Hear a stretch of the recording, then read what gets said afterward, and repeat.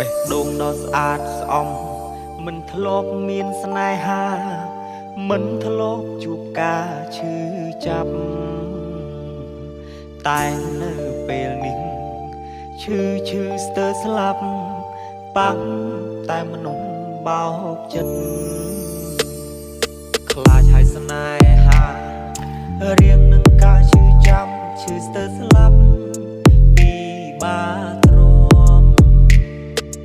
បេះដូងកំសត់អើយត្រូវតែរឹងមាំត្រូវតែខំក្រមរស់ក្នុងភាពឈឺចាប់ធ្វើជាមនុស្សស្មោះត្រូវគេក្បត់រួមនៅជាផ្សារហេតុអ្វីព្រំលីខិតមិនមេត្តារឿងមួយមនុស្សស្មោះមានកម្មពីសាងពីជាតិណាជាតិមុនតើខ្ញុំធ្វើបាបអ្នកណាបើធ្វើមនុស្សក្បត់ខ្លាចគេឈឺខ្លាចមានទោសាមិនចង់ខ្លាចខ្លួនជាមនុស្សសាវាសុខចិត្តរួមនៅទាំងឈឺចាប់រងនៅទាំងឈឺផ្សាក៏មិនចង់ឲ្យអ្នកណាមកឈឺចាប់ដោយសារខ្ញុំ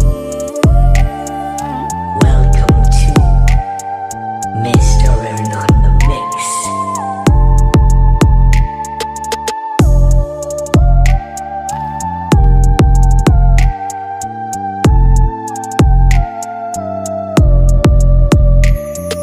ខ្លាចហើយស្នេហា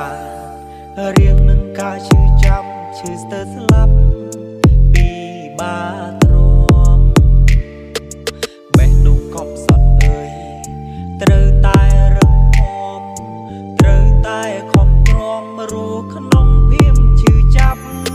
ធ្វើជាមនុស្សស្មោះត្រូវគេក្បត់រួមនៅជាផ្សារហេតុអ្វីព្រំលីខិតមិនមេត្តារឿងមួយមនុស្សស្មោះមានកម្មពី